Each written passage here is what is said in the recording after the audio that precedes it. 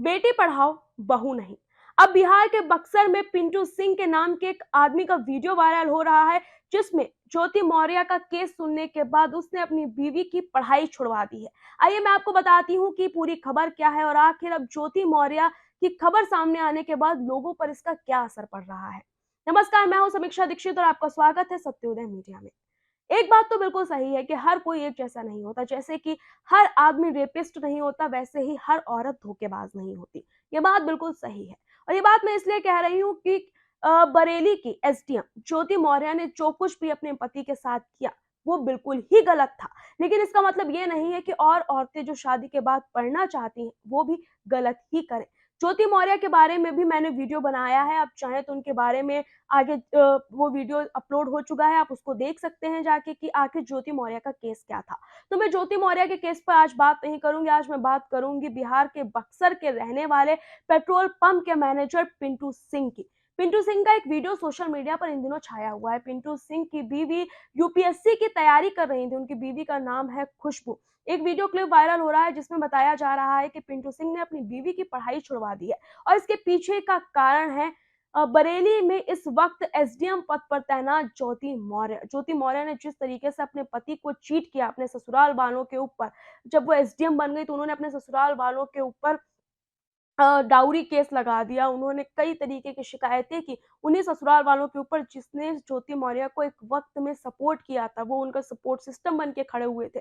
जब ज्योति मौर्य बिल्कुल भी पढ़ी लिखी नहीं थी, उनका दाखिला इलाहाबाद में करवाया था कोचिंग में, वो यूपीएससी क्लियर करने के बाद एक आदमी के प्यार में पड़ गई और फिर जो कुछ भी हुआ वो रेस्ट इज हिस्ट्री, हम उसको कह सकते हैं। जो कुछ भी हुआ, खैर मैंने जैसे कहा कि ज्योति मौर्य पर हम नहीं आएंगे, हम बात करते हैं पिंटू सिंह की। तो पिंटू सिंह की शादी उनकी पत्नी जो इस वक्त है खुशबू, उनसे साल 2010 में हुई थी। कहा जाता है कि शादी जल्दी हो गई थी जिसकी वजह से खुशबू पढ़ नहीं पाई थी। तो खुशबू पढ़ना चाहती थी, जिसमें उनके पति ने उनका पूरा सपोर्ट किया। उनके पति पिंटू सिंह ने उनका पूरा सपोर्ट किया और ज्योति को कोचिंग में दाखिला दिलवाया। ज्योति अच्छा पढ़ लिख रही थी और ज्योति पढ़ लिख कर अपने परिवार का नाम रोशन करना चाहती थी, अपने परिवार का नाम, अपने पति का नाम रोशन करना चाहती थी। आर्थिक रूप से अपने पति के लिए, अपने परिवार के लिए वो खड़ी होना चाहती थी। तो उनके पति ने भी उनका पूरा सपोर्ट किया। उनके पति की सैलरी 8 से 10,000 रुपए है मात्र, जिसमें वो पूरा खर्चा भी घर का चलाते हैं, इसी के साथ अपनी पत्नी की फीस भी दे रहे थे।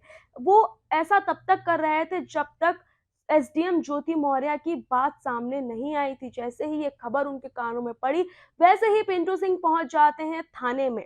वो थाने जाते हैं और वहां पर गुहार लगाते हैं कि जाके कि पुलिस उनकी बीवी को समझाए कि उनकी बीवी पढ़ने की जिद छोड़ दे, क्योंकि जिस तरीके से एसडीएम ज्योति मौर्य ने अपने पति के साथ किया है, कहीं वैसा ही पिंटू सिंह के साथ ना हो जाए। पिंटू सिंह मीडिया के सामने आके बाकायदा ये बात बोलते हैं कि अब हम अपनी बीवी को नहीं पढ़ाएँगे। हालाँकि उन्होंने ये भी कहा है कि हम अब और ज़्यादा अफ़ोर्ड नहीं कर सकते, और लेकिन इसके पीछे का जो सबसे बड़ा कारण उन्होंने बताया वो यही है कि एसडीएम ज्योति मौर्य ने जो कुछ भी किया उसका असर उनके ऊपर पड़ा है, तो कहीं उनकी पत्नी भी ऐसा ना कर जाए।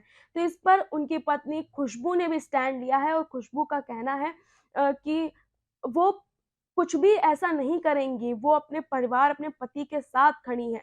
तो अब देखिए एसडीएम ज्योति मौर्य ने जो कुछ भी किया, जिसको लेकर अब सोशल मीडिया पर एक कैंपेन जैसा चल पड़ा है, जिसमें कहा जा रहा है कि बेटी पढ़ाओ बहू नहीं।